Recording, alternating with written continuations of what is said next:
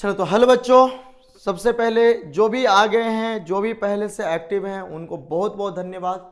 और जो नहीं आए हैं, सबसे पहले जो भी जुड़ गए हैं वो एक साथ लिंक को शेयर कर दीजिए। एक बार लिंक को शेयर कर दीजिए अपने दोस्तों के साथ। जो भी अभी तक सोए हैं जगह उन्हें जगा दीजिए। जो भी खाना खा रहे हैं उनको कह दीजिए कि बाबू क्लास शुरू हो चुका है, जल्दी से खाना खा लो और साथ में जुड़ जाओ।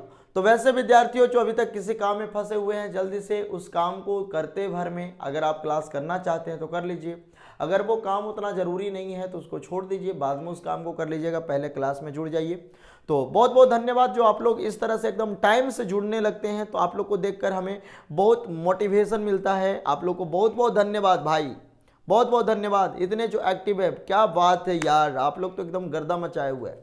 तो वैसे ही एकदम रेगुलर हम लोग को साथ में रहना है। बहुत बहुत धन्यवाद आप सभी को। हेलो, सभी का वेलकम है इस चैनल पे। बहुत बहुत स्वागत है आप सभी का, बहुत बहुत स्वागत है। जो भी नए विद्यार्थी आज जुड़ रहे हैं, बहुत सारे आज नए विद्यार्थी जुड़ रहे हैं, तो जो भी नए विद्यार्थी आज जुड़ रहे हैं उन सभी को बहुत बहुत धन्यवाद है। मेरे इस चैनल पे स्वागत है। और मेरा चैनल नहीं है, आप सभी का ये चैनल है, आपका ही चैनल है, आप ही का सब कुछ है।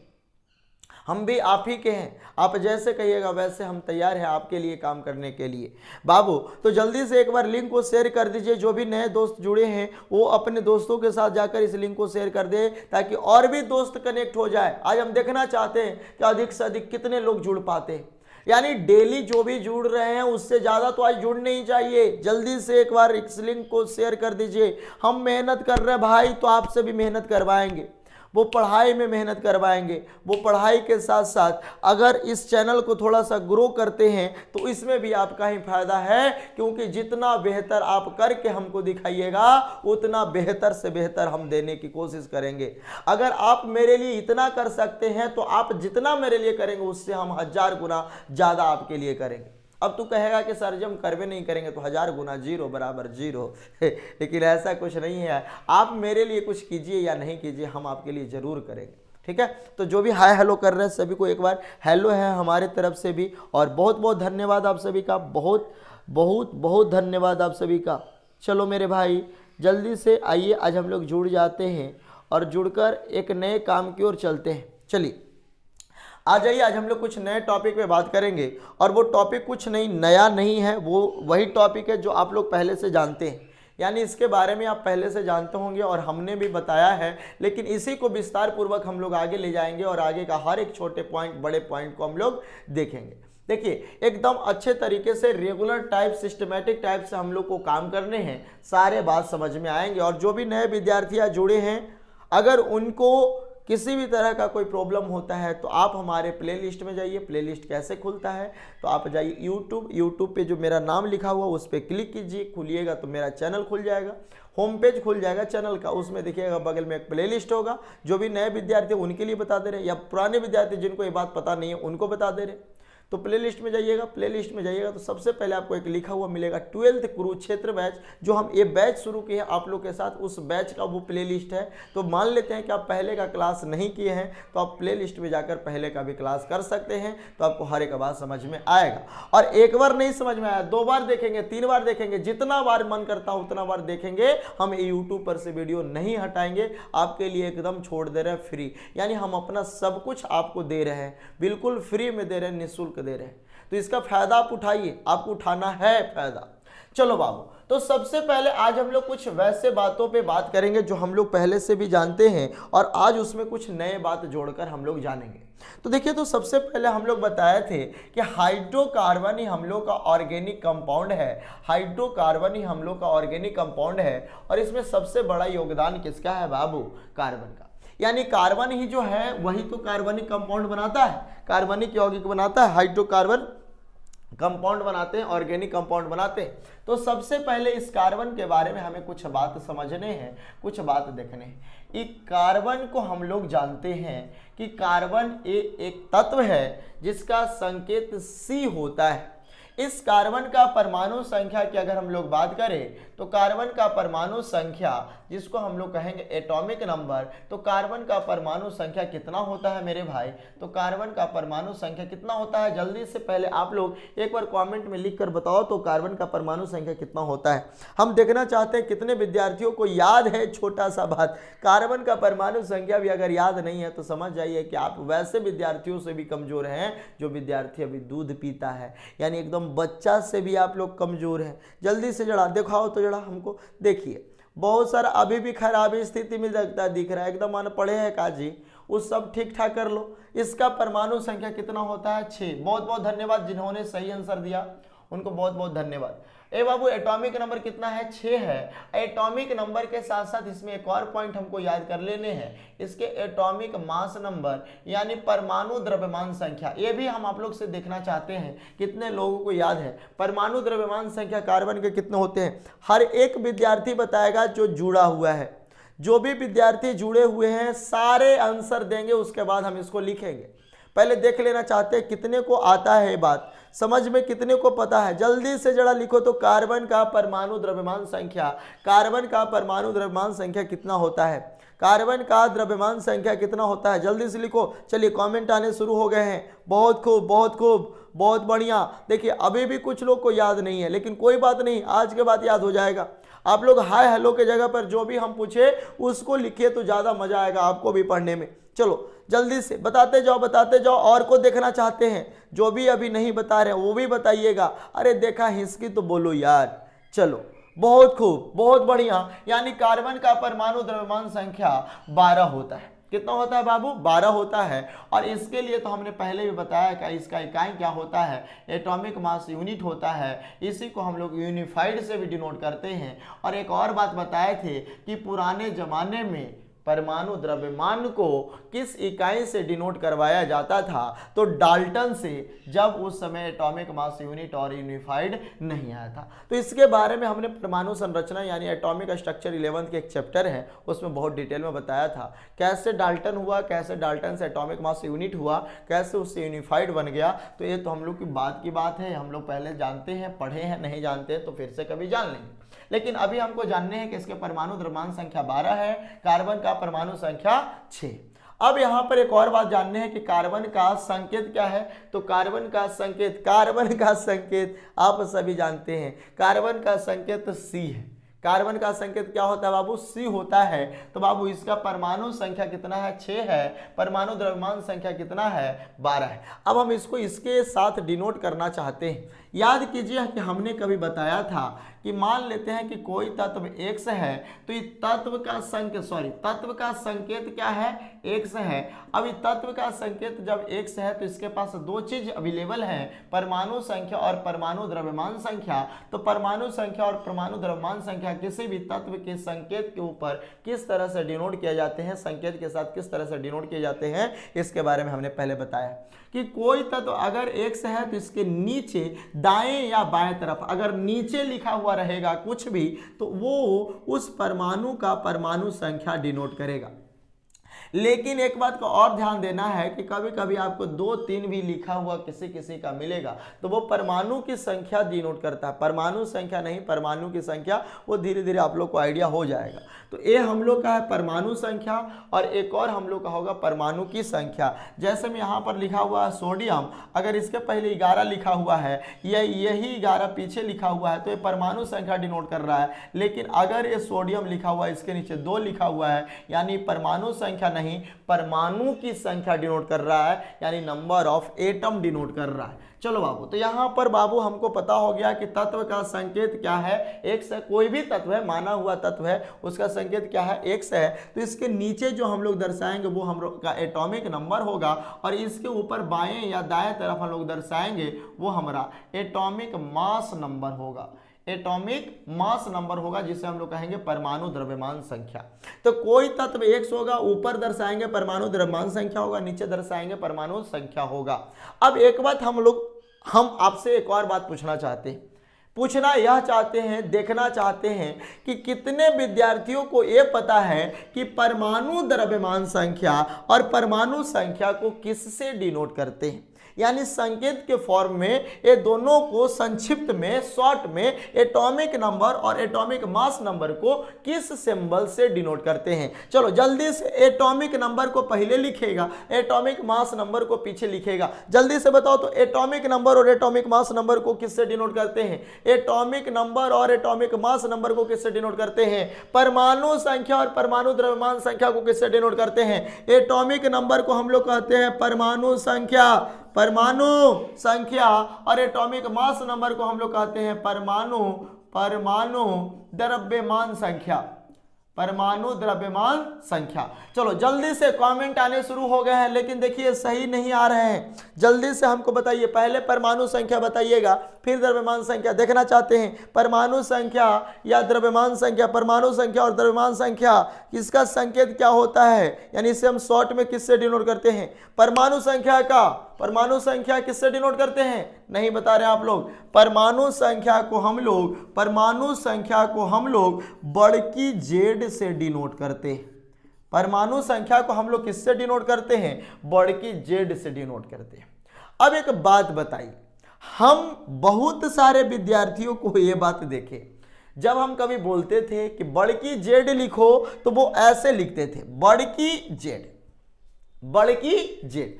अब एक बात बताओ, ये तो रमुओं से खराब विद्यार्थी है जो ऐसे लिखता है। हम बोलेंगे कि बड़की जेड लिखो तो लिखेगा बड़की जेड। बताओ तो इतना टाइम बर्बाद किया, वो एकदम बेरोजगार विद्यार्थी बैठा हुआ है। बड़की जेड तो इतना देरी बड़की लिखे और फिर जेड लिखे। अब एक बात बताओ तो ये जेड कैसा जेड है? बड़की जेड है कि छोटकी जेड है? इसका मतलब तुमको अभी ABCD बुझाता नहीं। जल्दी से हमको एक बार बड़की जेड और छोटकी जेड लिख कर दिखाओ तो देखते हैं किसको के लिखे आता है। बड़की जेड छोटकी जेड, देखिए आने हो गए शुरू। एक बार बड़की जेड छोटकी जेड लिखना शुरू कर दीजिए। देखिए आपको आज के बाद हम कहते हैं कि बड़की छोटकी कहीं भी लेटर बोला जाए तो कभी भी आके आपको बड़की लिखने नहीं है भाई मेरे। बड़की जेड और छोटकी जेड आप सभी को तो पता है कि हमारे पास दो तरह के ABCD, एक कैपिटल में होते हैं, एक स्मॉल में होते हैं। वो जो लेटर होते हैं बड़का जेड वो कुछ ऐसा लिखाता है, यानी ये पहले से ही कैपिटल लेटर है, बड़ी अक्षर है। तो फिर इसके आगे हमको बड़की लिखने की जरूरत नहीं है, बड़ी लिखने की जरूरत नहीं है। हम लोग अनपढ़ विद्यार्थी नहीं, हम लोग स्टैंडर्ड विद्यार्थी बनने वाले हैं। हम लोग 12th के विद्यार्थी हैं और ये छोटे छोटे बातों पे अगर हम लोग फोकस नहीं करेंगे, छोटी छोटी गलतियां अगर हम लोग करते रहेंगे तो शायद हम लोग आगे नहीं सीखेंगे, बहुत परेशानी होगा हमको सीखने में। अब परमाणु द्रव्यमान संख्या को हम लोग किससे डिनोट करते हैं? तो फिर से वही बड़की ए से डिनोट करते हैं। अब एक बात बताओ, ई वाला ए जो दिख रहा है वो कैसा ए है? बड़ा ए है कि छोटा ए है? तो हम सभी जानते हैं कि वो ए तो बड़ा में लिखाता है। तो जब जानवे करता है कि ये बड़ा में लिखाता है तो फिर आगे हम बड़की कहना लिखेंगे? नहीं लिखेंगे ना। तो आज के बाद ये बात का ध्यान रखिएगा, कहीं भी आपको बड़की और छोटकी लेटर लिखने हो तो आगे कभी भी बड़की या छोटकी नहीं लिखेगा, आपको उस लेटर को डिनोट करने हैं। अगर बड़की ये बोलेगा तो ऐसे लिखेंगे, अगर छोटकी ये बोलेगा तो ऐसे लिखेंगे, बड़की बी बोलेगा तो ऐसे लिखेंगे, छोटकी बी बोलेगा तो ऐसे लिखेंगे, बड़की डी बोलेगा तो ऐसे लिखेंगे, छोटकी डी बोलेगा तो ऐसे लिखेंगे। समझ में आ रहा है? तो ये आप लोग को समझना पड़ेगा, ये थोड़ा सा आपको ध्यान देने पड़ेंगे, ठीक है? तो ये सारे प्रॉब्लम को आप थोड़ा सा सुधार कीजिए। प्रॉब्लम अगर दुनिया में हमेशा रहेगा ना तो प्रॉब्लम ऐसा हो जाएगा कि आपको एकदम बेकार कर देगा, आपको एकदम बर्बाद कर देगा। प्रॉब्लम स्थिति के अनुसार सुधार लेना चाहिए। जो भी आपके पास परेशानी होते हैं, परेशानी स्थिति या समय के अनुसार अगर सुधर जाते हैं तो वो परेशानी नहीं होता है। लेकिन अगर निरंतर यही बढ़ते रहता है परेशानी, तो परेशानी इतना लंबा हो जाता है कि फिर परेशानी कुछ रहता ही नहीं, यानी बर्बाद हो जाते हैं। तो ऐसे छोटे छोटे बातों पर ध्यान देंगे, ठीक है? तो कोई तत्व x का कोई तत्व का संकेत रहेगा, उस तत्व के संकेत के जो नीचे रहेगा वो परमाणु संख्या होगा, ऊपर जो रहेगा वो परमाणु द्रव्यमान संख्या होगा। लेकिन अब कोई ये नहीं कहेगा कि आई सर ऐसे मतलब कि ई लिखा हुआ है -2, तो का ई परमाणु द्रव्यमान संख्या है? अरे नहीं भाई, ये क्या है हमरा? ये हमरा संयोजकता है। ये हमरा क्या है? तो ये हमरा आयन है। ये हमरा क्या है? तो ये हमरा मूलक है। तो ऐसे कंडीशन में आप ये ना देखिएगा कि उसके ऊपर खाली इतना लिखल है तो परमाणु द्रव्यमान संख्या होगा। स्थिति के अनुसार बदलना ही मानव का सबसे बड़ा बदलाव है। तो कार्बन बाबू दिख गया कि संकेत होता है C, परमाणु संख्या 6 तो परमाणु संख्या नीचे, परमाणु द्रव्यमान संख्या है 12 तो परमाणु द्रव्यमान संख्या ऊपर। अब बाबू इसका हमको सबसे पहले लिखने हैं इलेक्ट्रॉनिक विन्यास। इलेक्ट्रॉनिक विन्यास जिसको हम लोग कहते हैं इलेक्ट्रॉनिक कॉन्फ़िगरेशन। कार्बन के परमाणु संख्या कितने होते हैं? 6 होते हैं। तो कार्बन का इलेक्ट्रॉनिक विन्यास हमको समझना है। देखिए, हम एक छोटे छोटे बात इसलिए बता रहे हैं क्योंकि हम शुरुआत एकदम कहें नींव से करेंगे, शून्य से कहेंगे, यानी वैसे विद्यार्थी जो एकदम भोंद हैं या वैसे विद्यार्थी जो बहुत इंटेलिजेंट, बहुत तेज है, वो अपने आप को मानते हैं कि हमारा से तेज दुनिया में कोई है ही नहीं, तो वैसे विद्यार्थियों के लिए कहते हैं कि आप भी इसमें बहुत सारे बात नहीं जानते हैं। इस चलते आपको भी रुक कर रहना होगा, डेली क्लास जोड़ना होगा। भाई जी, दुनिया कभी खत्म नहीं होता है। आप खत्म हो जाइएगा तो पढ़ाई इतना बड़ा है, इतना बड़ा है कि आप अगर मान लेते हैं कि हम बहुत तेज हैं तो शायद आप गलती कर रहे हैं, आप खुद के पैर पे कुल्हाड़ी मार रहे हैं। चलिए, तो आइए ये छोड़िए सबके। सबसे पहले यहां पर बात आता है इलेक्ट्रॉनिक विन्यास। इलेक्ट्रॉनिक विन्यास, इलेक्ट्रॉनिक कॉन्फ़िगरेशन। इलेक्ट्रॉनिक विन्यास कहते किसको है? कितने लोगों को मालूम है इलेक्ट्रॉनिक विन्यास किसे कहते हैं? जल्दी से जरा एक बार थोड़ा सा हमको लिख कर दिखाओ तो। जिसको हिंदी में आता है हिंदी में लिखेगा, इंग्लिश में आता है इंग्लिश में लिखेगा। जल्दी से लिख के हमको बताओ कि कितने लोगों को मालूम है इलेक्ट्रॉनिक विन्यास। इलेक्ट्रॉनिक विन्यास कहते किसको है? चलिए जल्दी से इलेक्ट्रॉनिक विन्यास लिखिएगा। चलिए, इतना शॉर्ट थोड़े ना लिखना, थोड़ा सा बड़ा लिखिए। इलेक्ट्रॉनिक विन्यास कहते किसको है? इलेक्ट्रॉनिक विन्यास कहते किसको हैं? चलिए आप सब अपना लिखते रहिएगा, हम बताते हैं। सुनेगा ध्यान से, छोड़ दो लिखना, नहीं लिख पाएगा। इलेक्ट्रॉनिक विन्यास सुनेगा ध्यान से, उसके बाद लिखेगा, ठीक है। इलेक्ट्रॉनिक विन्यास कहते किसको है? सुनो, किसी परमाणु में उपस्थित इलेक्ट्रॉनों को ध्यान से सुनना।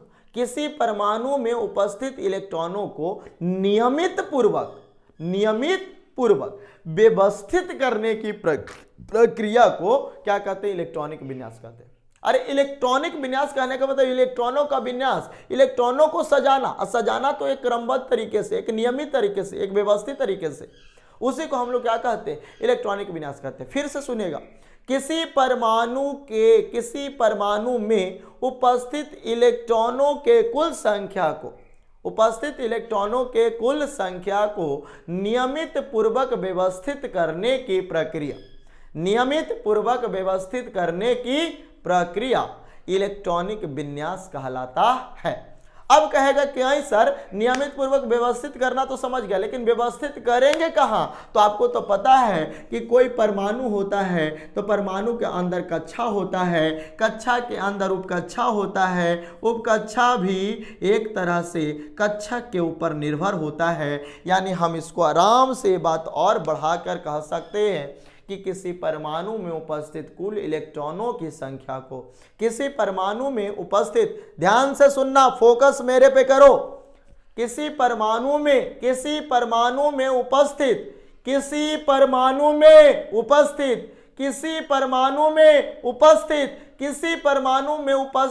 इलेक्ट्रॉन की कुल संख्या, किसी परमाणु में उपस्थित इलेक्ट्रॉन की कुल संख्या को नियमित पूर्वक कक्षाओं में, उपकक्षाओं में तथा कक्षकों में व्यवस्थित करने की प्रक्रिया को इलेक्ट्रॉनिक विन्यास कहते हैं।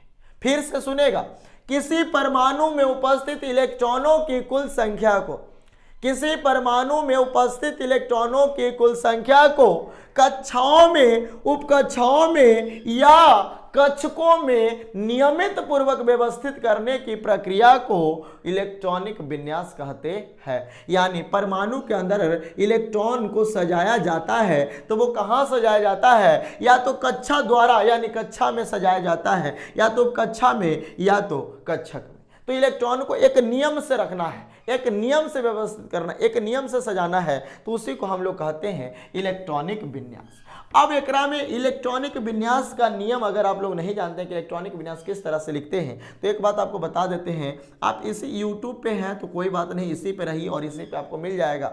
मेरे प्लेलिस्ट में जाइए और आपको देखिए वो मिलेगा 11th रेगुलर हिंदी मीडियम करके एक क्लास, एक प्लेलिस्ट मिलेगा। वो प्लेलिस्ट में जाइएगा तो आपको कुछ नीचे जाने पर आपको इलेक्ट्रॉनिक विन्यास पढ़ाए गए मिलेंगे। उसमें बहुत तरह से, बहुत अच्छे तरह से इलेक्ट्रॉनिक विन्यास को हमने पढ़ाया है। अगर आप उस क्लास को करना चाहते हैं तो जाकर कभी छुट्टी मिले तो कर लीजिएगा। अगर आपको इलेक्ट्रॉनिक विन्यास नहीं आते तो उस क्लास को कर लीजिएगा, आपको ज़्यादा फायदा होगा। अगर इलेक्ट्रॉनिक विन्यास नहीं आते हैं तो कोई बात नहीं, सीख गए, बहुत अच्छी बात है। लेकिन नहीं आता है तो उसको आप जाकर सीख लीजिएगा। हमने सभी तरह के इलेक्ट्रॉनिक विन्यास उसमें बताए हैं, 5 तरह के इलेक्ट्रॉनिक विन्यास बताए।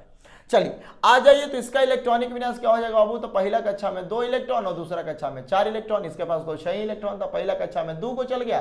पहला कक्षा के नाम K है, दूसरा कक्षा का नाम L है। पहला कक्षा में 2 इलेक्ट्रॉन, बचा हुआ इलेक्ट्रॉन दूसरे कक्षा में। दूसरा कक्षा में अधिकतम 8 इलेक्ट्रॉन रहता है।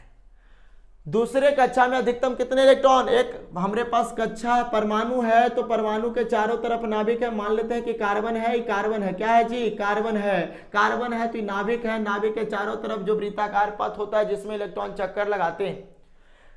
किसी भी परमाणु के नाभिक के चारों ओर, किसी भी परमाणु के नाभिक के चारों ओर, नाभिक के चारों ओर, नाभिक के चारों ओर उपस्थित वह वृत्ताकार पथ, ध्यान से सुनना, किसी परमाणु के नाभिक के चारों ओर, किसी परमाणु के नाभिक के चारों ओर वह वृत्ताकार पथ, वह वृत्ताकार पथ जिसमें इलेक्ट्रॉन चक्कर लगाता है उसे हम लोग कक्षा कहते हैं। तो नाभिक के चारों तरफ वृत्ताकार पथ कहे का मतलब रास्ता यही है और इसी में इलेक्ट्रॉन चक्कर लगाते हैं। अब एक बात बताओ, निकालने किसके हैं? कार्बन के हैं। हमने कभी बताया था बाबू कि किसी परमाणु के कक्षा में उपस्थित मैक्सिमम नंबर ऑफ इलेक्ट्रॉन यानी अधिकतम इलेक्ट्रॉन की संख्या किसके बराबर होती है? हम आपसे जानना चाहते हैं। किसी परमाणु के किसी भी कक्षा में, किसी परमाणु के किसी भी कक्षा में इलेक्ट्रॉन की अधिकतम संख्या किसके बराबर होती है? देखना चाहते हैं कितने को याद है? एक बार कमेंट कीजिए तो जरा, 1 मिनट आपके लिए। किसी परमाणु के किसी भी कक्षा में, किसी भी परमाणु के किसी भी कक्षा में अधिकतम इलेक्ट्रॉन की संख्या किसके बराबर होती है? जरा आप लोग जरा एक बार बताइए तो। देखिए अभी तक आप लोग को ये सारा छोटा छोटा बात याद नहीं है, इसका मतलब आप कमजोर विद्यार्थी हैं और आपको तेज बनने की आवश्यकता है। और जो तेज विद्यार्थी एकरा में बैठल है वो भी लजा के चुपचाप सोच रहा होगा कि क्या होता है रे, क्या होता है, हम तो भुला गए। तो देखिए अब पता चले लगा कि हम कितना तेज हैं। देखिए कोई का भी सही सही नहीं आ रहा है, क्या करते हैं आप लोग यार? मेहनत कीजिए थोड़ा सा पढ़ाई पे, ठीक है। तो हम आपको बता देते हैं, किसी भी परमाणु के किसी भी कक्षा में इलेक्ट्रॉन की अधिकतम संख्या 2n² के बराबर होता है। किसके बराबर होता है? 2n² के बराबर होता है। जहां n क्या डिनोट करता है? तो n डिनोट करता है कक्षा की संख्या, कक्षा की संख्या। n डिनोट करता है कक्षा की संख्या। तो जब ये नाभिक है बाबू, तो नाभिक से सटे ये वाला कक्षा पहला होगा, ये वाला कक्षा दूसरा होगा, आगे चलेंगे तो तीसरा होगा, आगे चलेंगे तो चौथा, इसी तरह से आगे बढ़ते जाएगा। हम तो कहें कि इलेक्ट्रॉनिक विन्यास नहीं सीखे तो आप जाके 11 के प्ले लिस्ट से सीख लीजिए। आप ये मत मानिए कि हम तो 12th के विद्यार्थी तो 11th वाला का पढ़े। हम ये कहना चाहते हैं आप तेज विद्यार्थी बनिए, 11 12 से कोई मतलब नहीं है, नॉलेज अपने पास रखिए। अब बाबू हमने बताया कि पहला कक्षा का नाम है, तो पहला कक्षा का नाम K है, दूसरा कक्षा का नाम L है। अब हमको पता नहीं है कि पहला कक्षा में अधिकतम K इलेक्ट्रॉन, दूसरा में K इलेक्ट्रॉन आगे रहेगा तो K इलेक्ट्रॉन, तो हमारा यूनिक फार्मूला है 2n²। ये बतलाता है कि कोई भी परमाणु रहे, उसका कोई भी कक्षा रहे, तुम आराम से पता कर लेना कि किसी कक्षा में अधिकतम इलेक्ट्रॉन की संख्या कितना होगा, अगर तुमको ये वाला फार्मूला याद है। 2n²।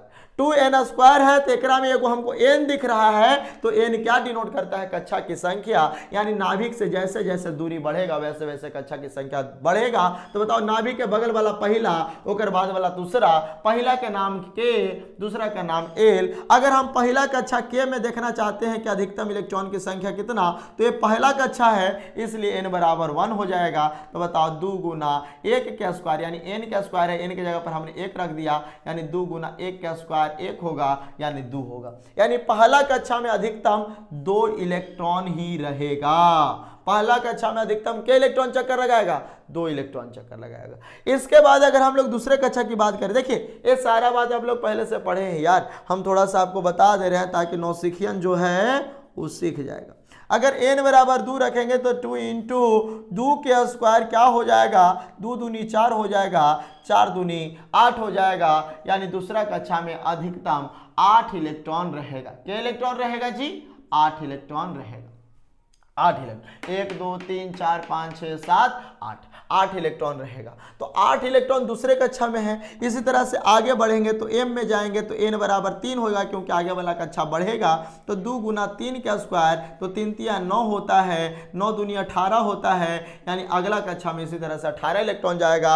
आगे जाएंगे इसी तरह से 32 इलेक्ट्रॉन होगा, आगे जाएंगे तो 50 इलेक्ट्रॉन होगा, आगे जाएंगे तो 72 इलेक्ट्रॉन होगा, यानी जैसे जैसे इलेक्ट्रॉन की हमें आवश्यकता पड़ेगी आगे हम बढ़ते जाएंगे। तो देखो पहला कक्षा में 2 इलेक्ट्रॉन और दूसरा कक्षा में अधिकतम 8 इलेक्ट्रॉन, यानी अधिकतम कहे का मतलब, अधिकतम कहे का मतलब उतना से ज्यादा नहीं रख सकता, मैक्सिमम कैपेसिटी है उसके पास उतना रखने का। उसके बाद अगर आएगा तो वो आगे चल जाएगा। और इलेक्ट्रॉनिक विन्यास के लिए तो हम आपको कहीं रहे हैं कि आप जाकर उस वीडियो को देख लीजिए, प्ले लिस्ट से निकालकर 11th क्लास का वीडियो देख लीजिए। अब इसके पास टोटल 6 ही इलेक्ट्रॉन थे, तो जब तक पहला कक्षा नहीं भरेगा दूसरा कक्षा में कैसे एंट्री करेगा? अब पहला कक्षा में अधिकतम के इलेक्ट्रॉन रहेगा? 2 इलेक्ट्रॉन। तो पहला कक्षा में अधिकतम 2 इलेक्ट्रॉन हो गया, फुल हो गया। अभी भर गया तो अब इसको आगे जाना है। तो जब 2 इलेक्ट्रॉन भर गया तो और कितने इलेक्ट्रॉन की आवश्यकता है? जबकि दूसरा कक्षा में रहता है 8 इलेक्ट्रॉन, लेकिन आवश्यकता अनुसार भरना है, जितना की जरूरत है उतने भरेंगे तब ना सही होगा जी, ना तो सबके एक ही आएगा। तो बताओ 6 है, 2 पहला में चल गया तो 6 में से 2 घटाएंगे 4 बचेगा, तो 4 हम लोग को दूसरा कक्षा में मिल जाएगा। तो चलो इसका एक बार छोटा सा स्क्रीनशॉट लेना चाहता है तो ले लो। अभी इसको हम हटा रहे हैं, जल्दी से इसका स्क्रीनशॉट ले लीजिए। ले लिए? चलो हटा रहे हैं इसको अब देखिएगा थोड़ा सा, यहीं पे थोड़ा सा हमको समझना है और इससे हम एक छोटा सा बात समझाना चाह रहे हैं। उसी छोटे से बात के लिए इतना बड़ा बात को बता रहे हैं। इसका हम लोग इलेक्ट्रॉनिक विन्यास कक्षा द्वारा जानते हैं, कक्षा द्वारा बना दिए, उपकक्षा द्वारा, यानी 1s 2s वाला कभी सीखे थे।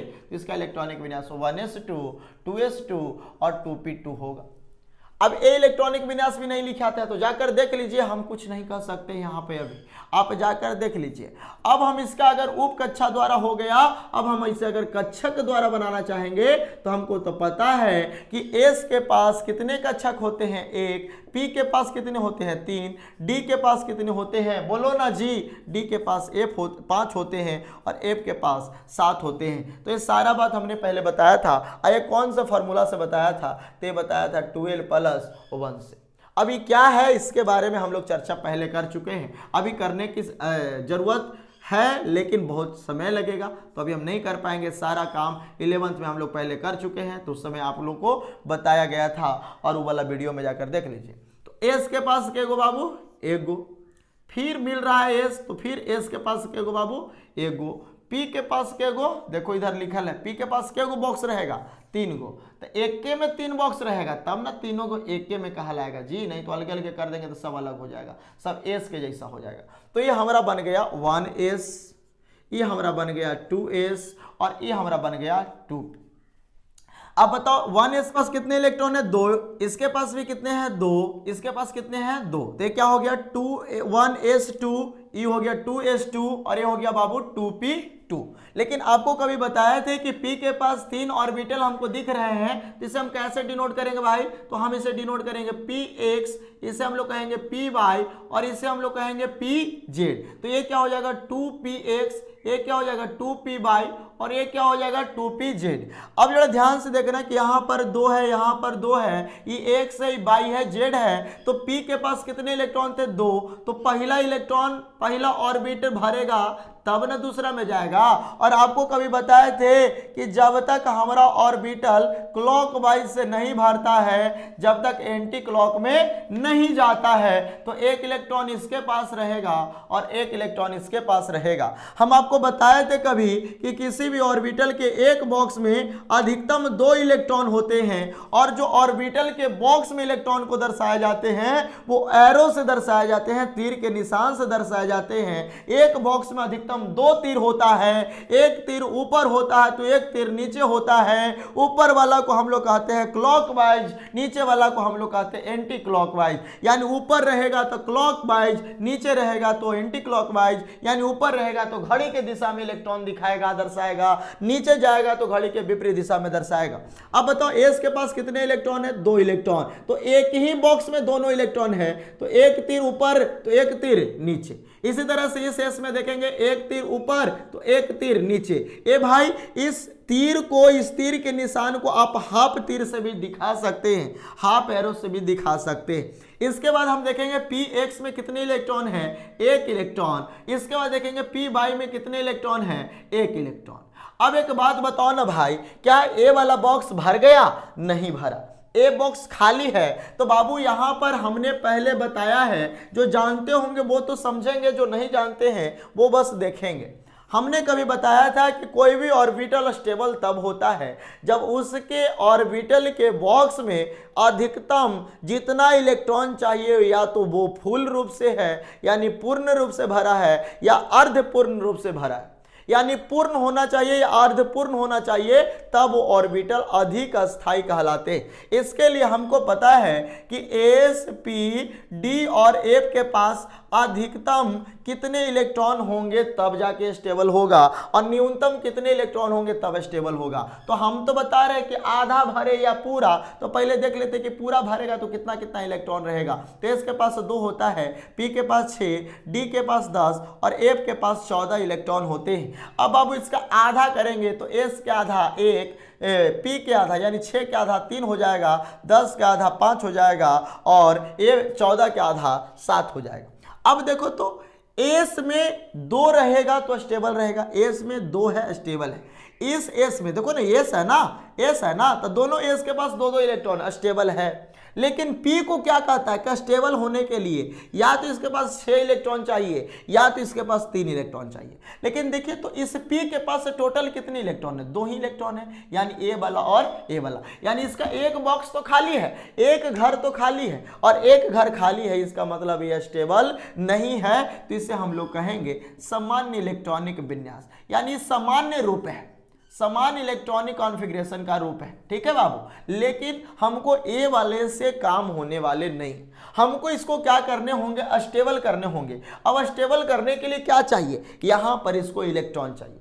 तो बताए थे कि कोई परमाणु के अगर ऑर्बिटल में इलेक्ट्रॉन की कमी होती है तो वो अगल बगल वाले ऑर्बिटल से क्या करता है? मदद लेता है। कहता है कि भाई जी अगर आपके पास ज़्यादा इलेक्ट्रॉन है तो हमको कुछ इलेक्ट्रॉन दे दीजिए, हम खुश हो जाएंगे। अगर आप खुश रहिएगा तो ही हमको दीजिएगा। यानी ये मांगे जाता है तो बड़ी एकदम विनम्रता पूर्वक कहता है कि भाई आप हमको क्या 1 इलेक्ट्रॉन दे सकते हैं? तो इधर कहता है कि रुकिए देते हैं, देखते हैं कि हम देते हैं तो आपको देने के बाद हम खुश रहते हैं कि नहीं।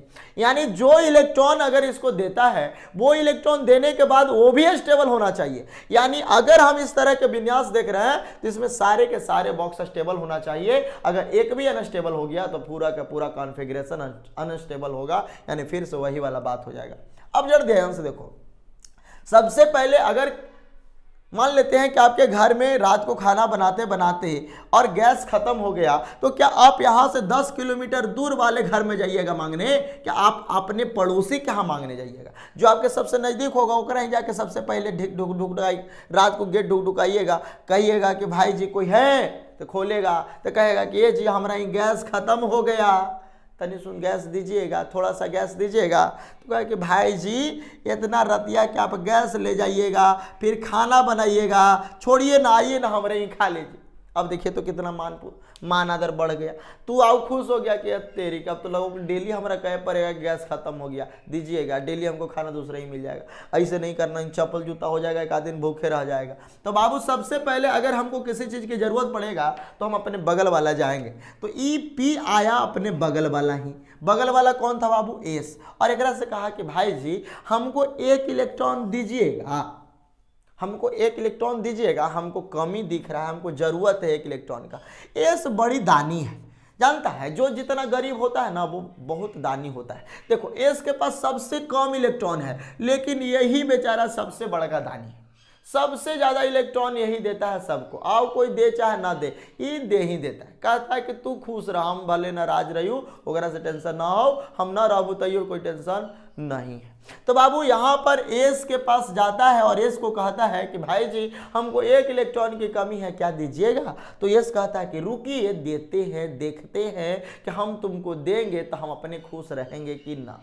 अगर हम खुश नहीं रहेंगे तो फिर तोरा खुश कर ही क्या, हम क्या करेंगे? फिर तो वही वाला बतिया हो जाएगा। तो देखिए अगर ये अपने पास से 1 इलेक्ट्रॉन हटाता है तो बाबू इसके पास कितना इलेक्ट्रॉन बच जाता है? 1 इलेक्ट्रॉन बच जाता है। और जब ध्यान से देखना तो एस के पास 2 इलेक्ट्रॉन रहेगा तैयो स्टेबल कहलाएगा, 1 रहेगा तैयो स्टेबल कहलाएगा। यानी एस इसको 1 इलेक्ट्रॉन देने के लिए तैयार हो गया। कहता है कि ले जाइए सर हमारा पास से 1 इलेक्ट्रॉन, हमको दे देना है, आपको दे देने के बाद भी हमको कोई फर्क नहीं पड़ेगा, लेकिन आपके पास जाहिना हो जाएगा, हमको वापस कर दीजिएगा। तो कहता है कि ठीक है, अभी पहले हमको काम हो जाए दीजिए। तो देखो बाबू जब ये दे दिया तो इसका देखना कि कैसा दिखेगा हमारा ऑर्बिटल। तो पहले से 2 एस ऑर्बिटल था, 1 पी ऑर्बिटल था। पी में कितने बॉक्स होते हैं? 3 होते हैं। अब बताओ 1s के पास पहले से कितना, 2s के पास पहले से कितना, 2 था। लेकिन अब तो 1 इलेक्ट्रॉन इसको दे दिया। ये हो गया बाबू 1s, ये हो गया 2s, ये हो गया px, ये हो गया p बाई, ये हो गया pz, 2px, 2p by, 2pz। अब बताओ 1s के पास कितने इलेक्ट्रॉन है? 2 इलेक्ट्रॉन पहले वाला, तो ये इसमें तो ठीक ठाक रहा। ये देखो पहले से 2 इलेक्ट्रॉन था, 1 इलेक्ट्रॉन दे दिया था। कौन इलेक्ट्रॉन पहले जाएगा? एंटी क्लॉकवाइज, और इधर से जाएगा एंटी में, यहाँ जाएगा तो हो जाएगा क्लॉक में। तो अब इसके पास भी 1 इलेक्ट्रॉन, इसके पास भी 1 इलेक्ट्रॉन, और इसके पास पहले से खाली था, वो एस से 1 इलेक्ट्रॉन ले लिया और अपने पास भी पूरा कर लिया। यानी एस के पास 2 इलेक्ट्रॉन, इस एस के पास 1 इलेक्ट्रॉन, इस एक्स के पास 1, वाई के पास 1, जेड के पास 1। अब यार ध्यान से देखना, यही हम लोग का कॉन्फ़िगरेशन करना था और यही हम लोग का अस्टेबल कॉन्फ़िगरेशन है। ठीक है, तो अस्टेबल अब हो गया, यानी अब ये किसी के साथ रिएक्शन करने के लिए पूर्ण रूप से तैयार है। अब रिएक्शन करने के लिए तैयार है तो चलो, तो ये तो हम लोग का समान है, ये अस्टेबल है। यानी हमको इसमें अब थोड़ा से ध्यान से क्या देखने हैं, हम क्यों इस बात को बताए थे। आप इसमें एक चीज देखना, नीचे वाला में इसमें देखना और बताना, इसमें कितने इलेक्ट्रॉन आपको अयुग्मित दिख रहे हैं। अयुग्मित कहे का मतलब अनपेयर इलेक्ट्रॉन दिख रहा है। अनपेयर इलेक्ट्रॉन कहने का मतलब वैसा इसमें इलेक्ट्रॉन कितने हैं जो जोड़ा नहीं बना रहा है, यानी जिस इलेक्ट्रॉन का जोड़ा नहीं है। जोड़ा कहे का मतलब जो बॉक्स में 2 इलेक्ट्रॉन नहीं दिख रहा है, जोड़ा नहीं बनाया है। तो देखिए तो इसमें 2 इलेक्ट्रॉन है, यानी जोड़ा बनाए हैं। लेकिन क्या ये जोड़ा बनाया है? क्या ये जोड़ा बनाया है? क्या ये जोड़ा बनाया है? क्या ये जोड़ा बनाया है? नहीं, सब अकेले अकेले है, सिंगल सिंगल है। यानी ये सब के सब जोड़ा नहीं बना रहा है, यानी सब के सब अनपेयर इलेक्ट्रॉन है, अयुग्मित इलेक्ट्रॉन है। तो बताइए अयुग्मित इलेक्ट्रॉन की संख्या इसमें कितना है? तो 1 2 3 4, 1 2 3 4, तो 4 इलेक्ट्रॉन इसमें अयुग्मित है, यानी इसका जोड़ा नहीं है। लेकिन इस इलेक्ट्रॉन का जोड़ा है तो इसको हमको नहीं देखना है। और बाबू ये जब अयुग्मित इलेक्ट्रॉन हो गया, अनपेयर इलेक्ट्रॉन हो गया, तो कभी हम बताए थे, कल ही के क्लास में बताए थे कि जो अनपेयर इलेक्ट्रॉन होता है वही इलेक्ट्रॉन तो संयोजकता कहलाता है।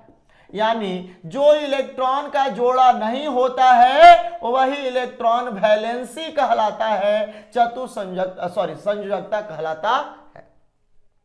तो एक संयोजकता कहलाएगा। अब संयोजकता कहने का मतलब संयोजन करने वाला क्षमता, यानी इसको कितना इलेक्ट्रॉन और चाहिए कि कोई के साथ रिएक्शन कर लेगा, कोई के साथ मिल जाएगा। तो देखो पहले से क्या, एक गो, दो गो, तीन गो, चार गो, चारों के चारों सिंगल है, तो कहेगा कि ये जी सब हमको जोड़ा लगा दो, कोई दूसरा हमरा दे दो एक गो, तो सब भी जुने का गो सबसे लेगा। तो बताओ जे गो खाली है, जे गो लेगा, यानी चार गो खाली है तो चार गो लेगा। कहे कि चार गो अगर हमरा कोई दे देता है तो हम उसके साथ जुड़ने के लिए तैयार है। क्यों? क्योंकि इसको चार की कमी है, चारों जोड़ा लगाना चाहता है, और जोड़ा अगर सब लग जाता है तो वो किसी के साथ संपर्क में आ जाता है, किसी से संयोजन कर लेता है। तो जितना कमी रहेगा, यानी जितना अयुग्मित इलेक्ट्रॉन रहेगा, वही उसका वैलेंसी कहलाएगा, वही उसका संयोजकता कहलाएगा। तो यही बतिया पर न कल बताए थे कि कार्बन का संयोजकता 4 होता है, और यही 4 के वजह से हम इसे कहते हैं चतुसंयोजकता, यानी जिसका संयोजकता 4 होता है, यानी इसमें 4 इलेक्ट्रॉन अनपेयर होते हैं, ये भी हम कह सकते हैं। तो ये हमारा हो गया चतुसंयोजकता।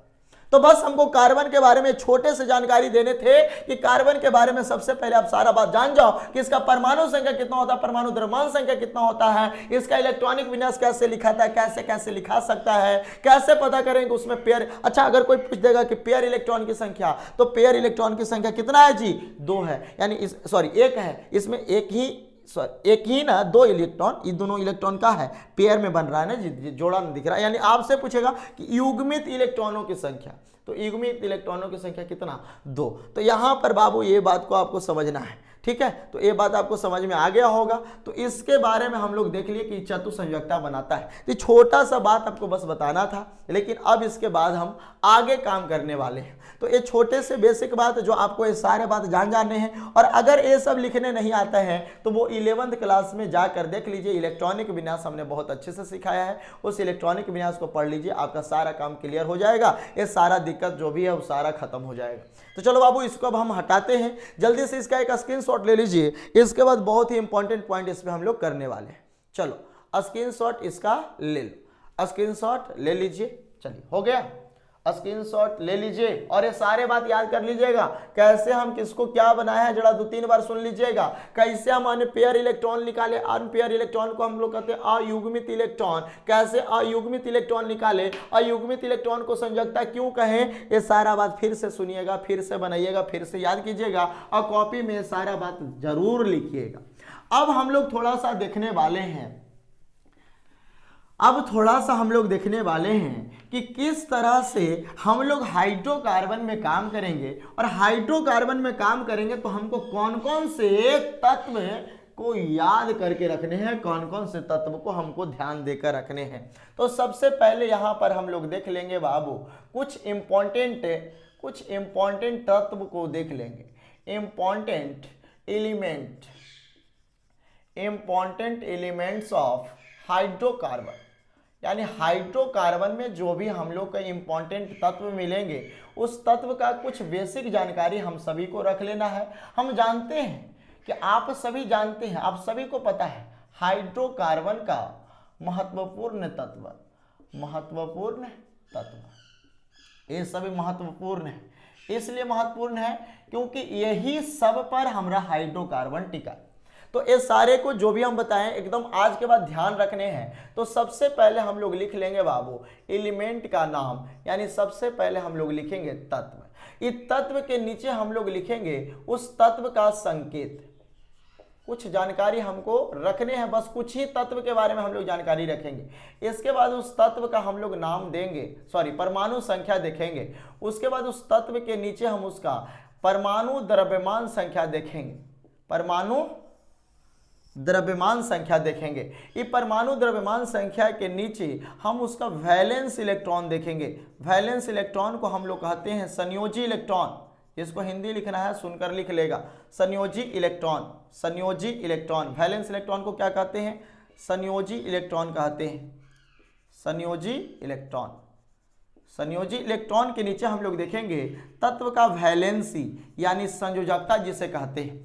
अब जब हमको संयोजकता लिखने आ जाएगा तो नीचे हम लोग देखने वाले हैं Lewis dot structure, Lewis dot structure जिसे हम लोग डॉट स्ट्रक्चर, जिसे हम लोग लुईस डॉट स्ट्रक्चर भी कहते हैं हिंदी में। लेविस डॉट स्ट्रक्चर के बाद हम लोग देखेंगे बाबू बॉन्ड स्ट्रक्चर, बॉन्ड स्ट्रक्चर। यही दो बात हमको समझने हैं सही से। Bond structure. तो इतने बातों पे आज हमको फोकस करने हैं। तो सबसे पहले हम कुछ तत्व को देख लेते हैं। तो सबसे पहला तत्व हम लोग का वही आता है कार्बन, लेकिन कार्बन में हाइड्रोजन है, हाइड्रोकार्बन है, तो हाइड्रोजन भी हमारे लिए इंपॉर्टेंट है। तो पहले हाइड्रोजन को ही देख लेते हैं। हाइड्रोजन, इसके बगल में हम लोग देखेंगे कार्बन, कार्बन, और कार्बन के बगल में हम लोग देखेंगे नाइट्रोजन, नाइट्रोजन, नाइट्रोजन के बगल में हम लोग देखेंगे ऑक्सीजन। और ये सभी के बारे में जो आज हम बताएंगे एकदम कंफर्म रूप से याद करके रख लेने। ऑक्सीजन के बगल में हम लोग देखेंगे फ्लोरीन, फ्लोरीन, फ्लोरीन, फ्लोरीन के बगल में देखेंगे क्लोरीन, क्लोरीन, और क्लोरीन के बगल में देखेंगे ब्रोमीन, ब्रोमीन, और लास्ट में हम लोग समझेंगे आयोडीन, आयोडीन। ठीक है, तो ये हमको इतने याद करके रखने। इसके अलावा भी हम लोग के पास हैं कुछ, लेकिन आप अगर इतना को याद कर लेते हैं तो बाकी अपने आप याद होने लगेगा।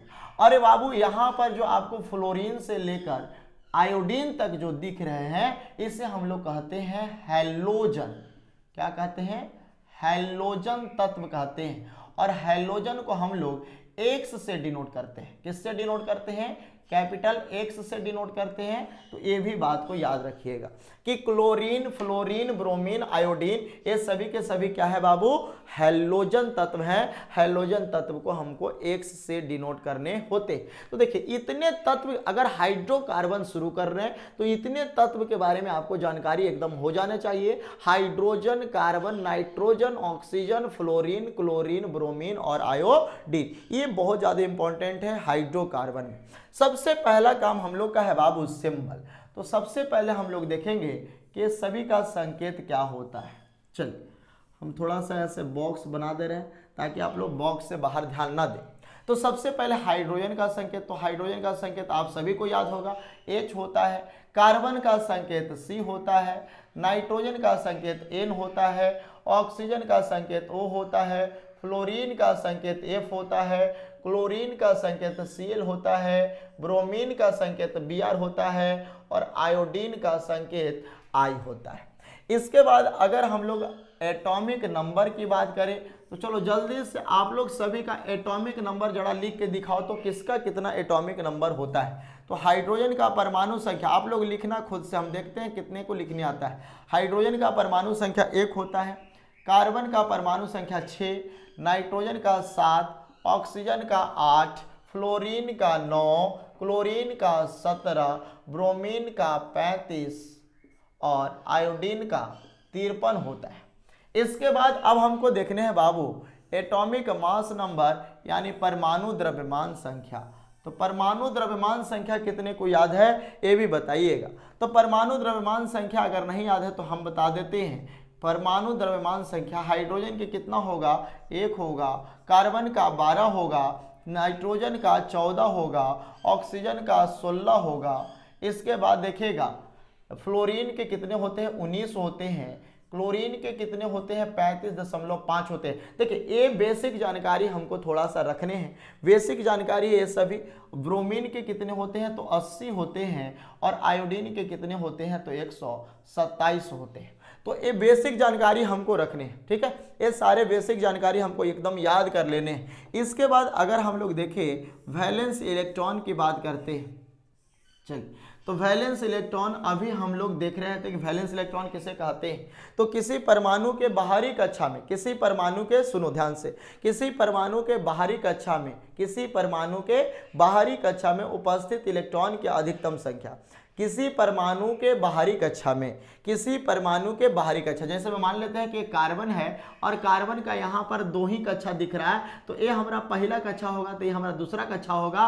और मान लेते हैं कि दूसरा के बाद कोई कक्षा नहीं हो तो वो कक्षा जो सबसे अंतिम में मिलता है उसी को हम लोग बाहरी कक्षा कहते हैं। तो हम इसको कह सकते हैं कि किसी परमाणु के बाहरी कक्षा में उपस्थित इलेक्ट्रॉन की कुल संख्या संयोजी इलेक्ट्रॉन कहलाता है, यानी वैलेंस इलेक्ट्रॉन कहलाता है। तो हाइड्रोजन के बाहरी कक्षा में 1 इलेक्ट्रॉन होते हैं। हैं कार्बन के बाहरी कक्षा में 4 इलेक्ट्रॉन नहीं होता है जी, पहला कक्षा में 2, दूसरा में 4, दूसरा के बाद कोई कक्षा ही नहीं होता है, तो बाहरी कक्षा यही कहलाएगा। तो बाहरी कक्षा में इलेक्ट्रॉन की संख्या कार्बन के कितने होते हैं 4, यानी वैलेंस इलेक्ट्रॉन कितने होंगे 4। अगर नाइट्रोजन की बात करें तो 5 होते हैं, ऑक्सीजन की बात करें 6 होते हैं, अगर फ्लोरीन की बात करें 7 होते हैं, और हाइड्रोजन सारे एक समान होते हैं, इसलिए सारे के कितने होंगे 7 होंगे, यानी सभी का वैलेंस इलेक्ट्रॉन संयोजी इलेक्ट्रॉन कितने होंगे 7 होंगे।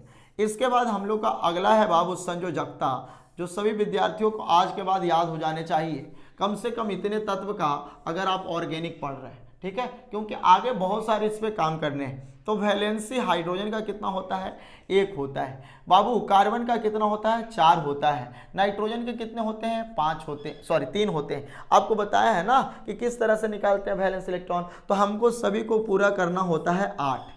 अब 8 में जितने इसको मिलते हैं वैलेंस इलेक्ट्रॉन जो रहेगा, अगर देखो वैलेंसी निकालने हैं तो वैलेंस इलेक्ट्रॉन जो कुछ भी रहेगा उसमें से हम लोग को वैलेंस इलेक्ट्रॉन को घटा देना है, यानी 8 में से वैलेंस इलेक्ट्रॉन को घटा देना है। तो 5 आया तो कितना बचेगा जी, कितना बचेगा 3। अगर देखो 8 में से 6 घटाएंगे कितना बचेगा, 8 में से 7 घटाएंगे 1 1 1 1। अब बताओ वैलेंसी का मतलब क्या है, वैलेंसी का मतलब क्या है बॉन्ड लाइन स्ट्रक्चर। वैलेंसी का मतलब क्या है जी, वैलेंसी का मतलब है अनपेयर इलेक्ट्रॉन, यानी वैलेंसी कौन से इलेक्ट्रॉन डिनोट करते हैं, तो अनपेयर इलेक्ट्रॉन डिनोट करते हैं, यानी जिसके पास जितने अनपेयर इलेक्ट्रॉन होंगे और युग्मित इलेक्ट्रॉन होंगे वही इसका वैलेंसी डिनोट करेगा। अब देखो लेविस डॉट स्ट्रक्चर, तो जो लेविस डॉट स्ट्रक्चर होते हैं वो वैलेंस इलेक्ट्रॉन पे डिपेंड करते हैं, जिसका जितना वैलेंस इलेक्ट्रॉन होता है। लेविस डॉट स्ट्रक्चर, लुईस एक वैज्ञानिक थे, लुईस ने बताया थे कि हम किसी भी परमाणु में उपस्थित जो भी वैलेंस इलेक्ट्रॉन होगा उससे हम डॉट द्वारा यानी बिंदु द्वारा निर्देशित करेंगे, दिखाएंगे। तो हाइड्रोजन के पास कितने इलेक्ट्रॉन है 1 इलेक्ट्रॉन, तो 1 डॉट से हम लोग इसको दिखा देंगे। कार्बन के पास वैलेंस इलेक्ट्रॉन को देखते हैं, कार्बन के पास कितने हैं जी 4 हैं, तो 1 2 3 और 4 हो जाएंगे। इस नाइट्रोजन के पास कितने हैं 5 हैं, तो 1 हो जाएगा, 2 हो जाएगा, 3 हो जाएगा, 4 हो जाएगा। और देखो जब 4 हो गया तो इसके पास से टोटल कितने हैं 5 हैं, तो बताओ इसके पास से टोटल 5 इलेक्ट्रॉन हो गए जी। तो बताइए जी एकरा पास खाली केगो रह गया, वो बाद में देखेंगे, पहले 5 इलेक्ट्रॉन को हमने यहाँ पे दर्शा दिया। इसी तरह से ऑक्सीजन के पास दर्शाओ 1 गो 2 गो 3 गो 4 गो 5 गो 6 गो। अब देखो इसके पास भी हमने 6 इलेक्ट्रॉन को दर्शा दिया। अब इसके बाद आता है का क्लोरीन, तो क्लोरीन के पास कितने इलेक्ट्रॉन 7 वैलेंस इलेक्ट्रॉन है, तो 1 2 3 4 5 6 7। इसे पहले फ्लोरीन है ना भाई, सॉरी फ्लोरीन, इसके पास क्या है क्लोरीन है, तो सेम 1 2 3 4 5 6 7। इसके बाद क्या है ब्रोमीन है, तो ब्रोमीन के 1 2 3 4 5 6 और 7, इसके पास भी 7 हो गया। इसी तरह से आयोडीन के पास भी 7, 1 2 3 4 5 6 और 7। अब यहां पर एक बात हमको समझने है, आप देखिएगा ध्यान से, तो आपको इसमें दिखेगा अनपेयर इलेक्ट्रॉन, यानी अनपेयर इलेक्ट्रॉन वो होंगे जो बिंदु अकेले अकेले दिखाई देगा, यानी जिस बिंदु का जोड़ा नहीं होगा उसी बिंदु को हम लोग अनपेयर इलेक्ट्रॉन कहेंगे। तो देखो तो इसके पास एक ही बिंदु है, यानी इसका जोड़ा तो नहीं लगल है, यानी किसको कितने इलेक्ट्रॉन की और आवश्यकता है, तो इसको 1 इलेक्ट्रॉन की और आवश्यकता है, तब इसका जोड़ा लगेगा, और जोड़ा लग जाएगा तो वो स्थायी हो जाएगा, यानी किसी के साथ तो जुड़ जाएगा। इसी तरह से कार्बन के पास देखो केगो खाली इलेक्ट्रॉन है 4 गो, तो इसको केगो इलेक्ट्रॉन और चाहिए 4 इलेक्ट्रॉन, यानी जिसके पास जितने अनपेयर इलेक्ट्रॉन होते हैं वही उसका वैलेंसी डिनोट करता है। तो देखो इसके पास 4 है, 4 और चाहिए तो इसका वैलेंसी हो गया 4। इसके पास देखो 2 इलेक्ट्रॉन एक साथ है, यानी ये दोनों इलेक्ट्रॉन का जोड़ा है, लेकिन ये 3 को इलेक्ट्रॉन देखो तो जोड़ा है, अकेले अकेले बेचारा है, तो देखो इसके पास वैलेंसी कितना आ गया 3, यानी जिसके पास जितने इलेक्ट्रॉन जोड़ा के लिए चाहिए वही उसका वैलेंसी हो जाएगा। इसके पास देखिए 2 इलेक्ट्रॉन जोड़ा में दिख रहा है, इधर भी, लेकिन ए इलेक्ट्रॉन खाली दिख रहा है, तो बताओ कितने इलेक्ट्रॉन खाली है, कितने इलेक्ट्रॉन का जोड़ा नहीं है, 2, तो 2 इसका क्या हो गया वैलेंसी। इसी तरह से अगर आप फ्लोरीन में देखेंगे तो 1 2 जोड़ा है, 1 2 जोड़ा है, 1 2 जोड़ा है, लेकिन इसका जोड़ा नहीं है, तो बाबू एक क्या हो जाएगा वैलेंसी। इसी तरह से आप सब में देख सकते हैं कि सब में एक वो खाली है, तो सब क्या कहलाएगा वैलेंसी। अब इसके बाद हमको एक बहुत ही इंपॉर्टेंट बात को समझना है, जिसको हम लोग कहते हैं आबंध संरचना। हिंदी में कहते हैं आबंध संरचना और इंग्लिश में कहते हैं बाबू बॉन्ड स्ट्रक्चर। बॉन्ड स्ट्रक्चर में हमको देखने होते हैं कि कौन सा परमाणु कितने तरह का बॉन्ड बनाएगा, कितने तरह का आबंध बना सकता है। तो हम एक बात आपको बता देते हैं, जिसके पास जितने वैलेंसी होते हैं, यानी जिस परमाणु के पास जितने वैलेंसी होते हैं, वो परमाणु उतने तरह का बॉन्ड अपने पास जोड़ सकता है, लगा सकता है, बना सकता है। तो बताओ इसके पास कितने वैलेंसी है, 1, तो ये सिर्फ और सिर्फ एक ही तरह का बॉन्ड बनाएगा। कार्बन के पास कितने वैलेंसी है, 4, तो कार्बन 4 तरह का बॉन्ड बनाएगा। कैसे कैसे बना सकता है, तो या तो कार्बन आपस में सिर्फ और सिर्फ सिंगल बॉन्ड बनाएगा, या तो कार्बन आपस में डबल बॉन्ड सिंगल बॉन्ड बनाएगा, या तो कार्बन आपस में डबल बॉन्ड बनाएगा, या तो कार्बन आपस में ट्रिपल बॉन्ड और सिंगल बॉन्ड बनाएगा।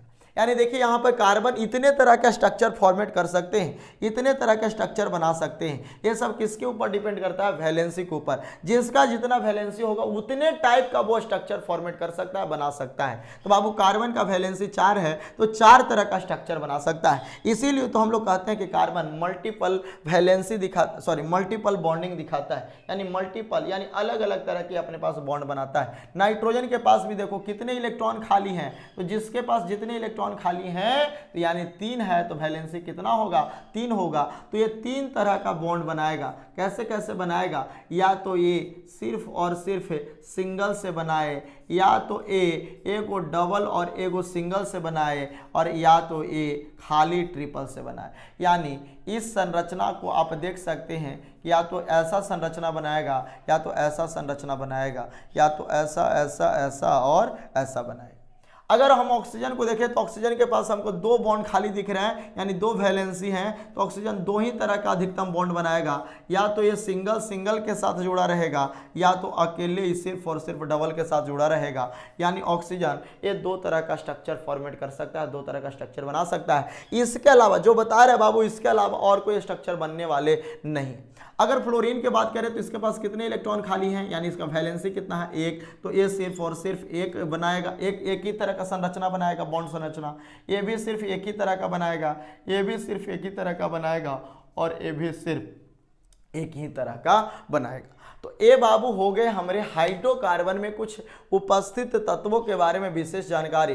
तो सबसे पहले आप सभी को इतने बात बहुत अच्छे से समझने होंगे, इतने बात पे आपको ध्यान देने होंगे, तब जाके आपका हाइड्रोकार्बन बहुत मजबूत होगा। और कल के क्लास से हम लोग हाइड्रोकार्बन का बिल्कुल शुरुआत कर देंगे, यानी उसके अंदर हम लोग एंट्री कर जाएंगे। तो ये सारा बात अगर आपको समझ में आ जाता है तो कल के क्लास में हमको बिल्कुल मजा आने लगेगा। तब हमको कल के क्लास में पता चल जाएगा कि कैसे कैसे कौन बॉन्ड बनाते हैं, कैसे कैसे जुड़ते हैं, और ऐसे होते हैं तो क्यों होते हैं। तो ये सारा हम लोग का आज के लिए बात था। ये सारा बात को अगर आप सही से समझ गए हैं तो एक बार जरा आप बताइए तो हमको समझ में आ गया, हमको समझ में आ गया, हमको समझ में आ गया। जल्दी से जरा कमेंट करके बताइए। और अगर नहीं समझ में आया बाबू तो ये क्लास जब खत्म हो जाए तो आप इसको 1 बार 2 बार देख लीजिए। देखिए यहाँ पर थोड़ा सा शांति से पढ़ने पड़ेंगे, ठीक है, क्योंकि आप मेरे सामने नहीं हैं, हम आपके सामने नहीं हैं, लेकिन एक दूसरे का कनेक्शन बहुत जबरदस्त हो सकता है।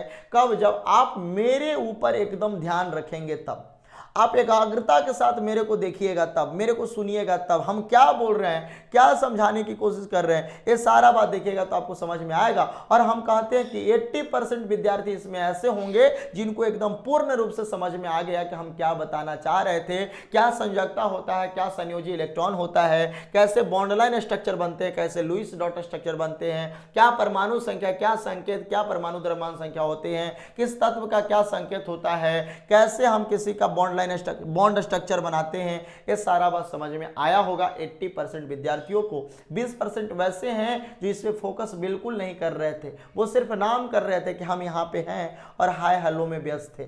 ठीक है, तो वैसे विद्यार्थी आज के बाद थोड़ा सा ध्यान देंगे तो बहुत अच्छे तरह से समझ में आएगा।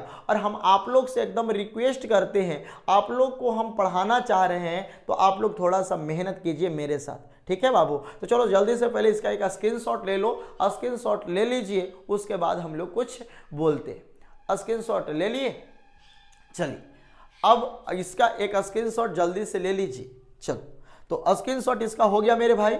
स्क्रीनशॉट अगर इसका हो गया है तो बाबू अब हम लोग इसको देख लिए हैं सही से। एक बार फिर से अगर आपको मन करे, अगर नहीं समझ में आया या कहीं दिक्कत हुआ तो उसको फिर से सुन लीजिएगा। देखिए यहाँ पर रिपीटेड करने की आवश्यकता नहीं।